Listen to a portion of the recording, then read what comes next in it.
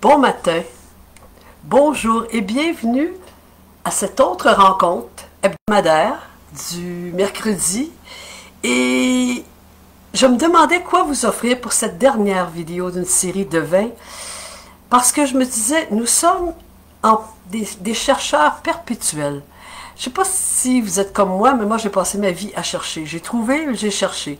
J'ai cherché des maisons, j'ai cherché des opportunités, j'ai cherché des contrats, j'ai cherché des amis, j'ai cherché la motivation dans certains temps de transition. J'ai cherché. Et là, je suis devant cette dernière rencontre avec vous ce matin, puis je cherchais mon 20e thème. Puis finalement, je n'avais pas à chercher bien loin, c'est vous. Je vous ai sous les yeux, d'une certaine façon, depuis presque 5 mois, et vous êtes mon thème du matin. Êtes-vous l'invité de marque? Êtes-vous l'invité VIP autour de votre table?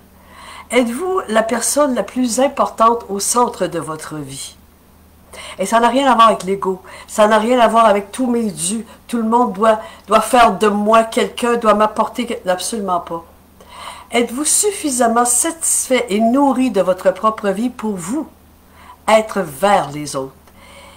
Et pour ne pas perdre le nord dans tout ce qu'on vit, dans toutes les questions qu'on peut se poser, dans toutes les transitions qui sont souhaitées ou imposées, j'ai choisi de vous offrir ce matin ce qui m'apparaît, d'après mes lectures, mais surtout d'après mon expérience, 3 ingrédients, 3 simples ingrédients du bonheur au quotidien. On peut-tu faire ça simple des fois aussi? On peut-tu faire ça simple? Puis ensuite, de là, une fois qu'on a concocté quotidiennement ces 3 ingrédients-là, c'est plus facile de vivre, de ressentir l'harmonie en soi et de le vivre autour de soi, au travail, dans les équipes, avec les collègues, dans la vie personnelle également. Je suis Lucie Marois et j'assiste depuis un bon bout de temps ceux et celles qui, comme vous, s'il y en a parmi vous, qui veulent aller plus loin dans leur entreprise, plus loin dans leurs ambitions professionnelles, qui choisissent de faire des transitions parfois importantes et aller plus loin dans la réalisation de soi.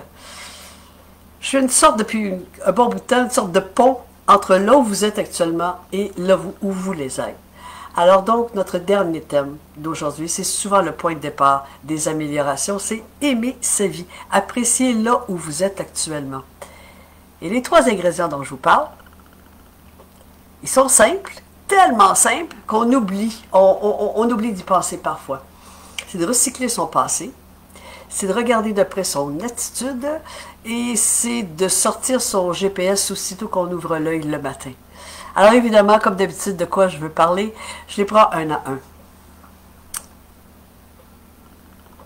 Vous savez que les regrets, c'est inutile. Ça nous empêche-t-il de regretter telle ou telle chose parfois? À mon sens, non. D'après mon expérience, non. Pour toujours me ramener au fait que les regrets sont inutiles. Je ne peux rien changer au fait du passé. Je ne peux rien changer aux études que j'ai faites. Vous ne pouvez rien changer aux relations que vous avez eues, aux décisions majeures que vous avez prises. Alors, qu'est-ce qu'il me reste devant les choix que j'ai faits, devant le parcours que j'ai exécuté tout au long de ma vie? C'est de me poser la question à partir d'aujourd'hui. Qu'est-ce qui est possible? Je vous ai déjà amené sur cette question-là dans des vidéos antérieures. Je la trouve d'une puissance. Quand ça ne va pas, de se demander qu'est-ce qui est possible, pour moi, c'est une vitamine, c'est un boost à indice d'octane extrêmement élevé parce que ça donne de l'espoir. Et si vous n'êtes pas nécessairement en désespoir, entre guillemets, qu'est-ce qui est possible? C'est qu'est-ce qui est possible pour que ça aille encore plus loin? Pour faire encore plus comment je dirais ça, de kilométrage sur qu'est-ce que j'ai à apporter aux autres et qu'est-ce que j'ai à m'apporter.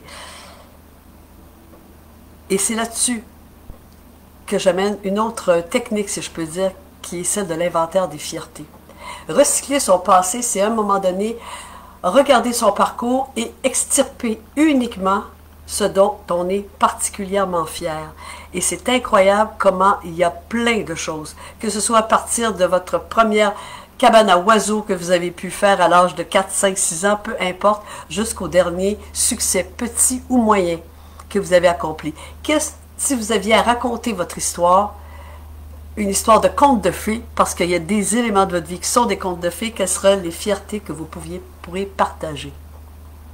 Et pour le faire avec joie et sans trop récriminer, de voir un peu quelles sont nos fiertés. C'est une question d'attitude.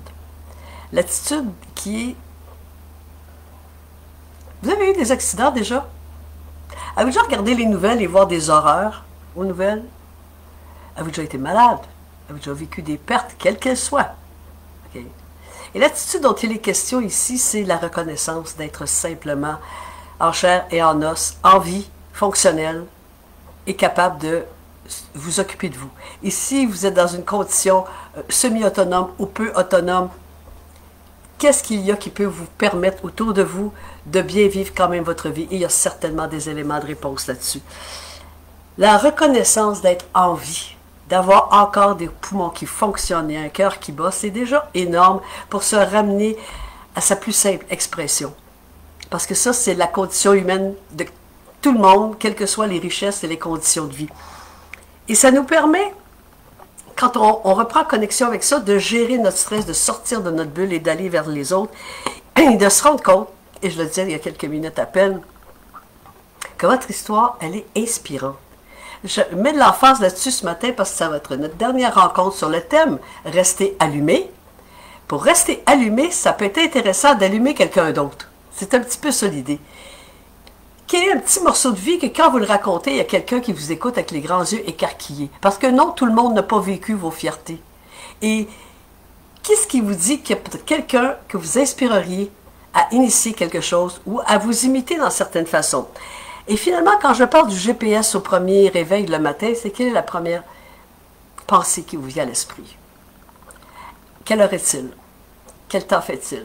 En ce moment même, quelle heure est-il? Je ne sais pas chez vous, mais moi, dans la région de Montréal-Québec, il est 8h08.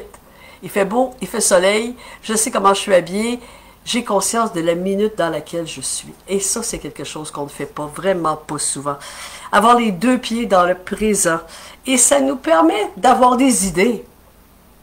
Être dans le présent, des idées pour le prochain week-end, des idées pour un projet totalement farfelu, pour un livre, pour un circuit de divertissement pour l'été qui s'en vient, un projet dont on est en panne de relation avec la famille, donc un projet de souvenirs de famille, d'albums photos, peu importe, et là, de se créer une équipe, quelle qu'elle soit.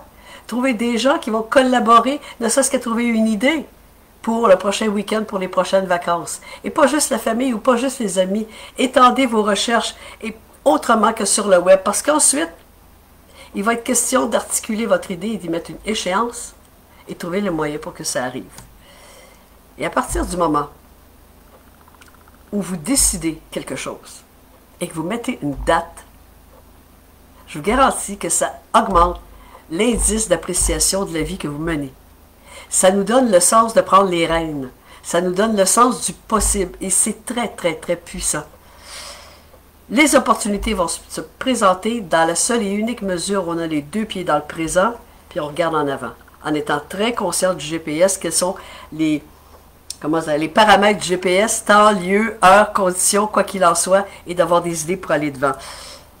Le passé, non recyclé, c'est du béton qui nous maintient aux chevilles, qui nous maintient dans le fond de l'eau. Absolument. Alors que l'attitude qui vous permettrait de reconnaître des perles que vous avez eues dans votre vie pourrait faire en sorte que j'aimerais, si ça vous tente, que vous m'envoyiez le titre d'une courte histoire inspirante. Avez-vous trois petits chapitres de votre vie qui sont inspirants, qui donneraient envie à quelqu'un de vous imiter, comme je le disais tout à l'heure? Et finalement, j'ai récolté ce que j'ai semé dans ma vie. Et vous aussi. La loi de cause à effet, personne n'y échappe. Absolument pas. Cependant,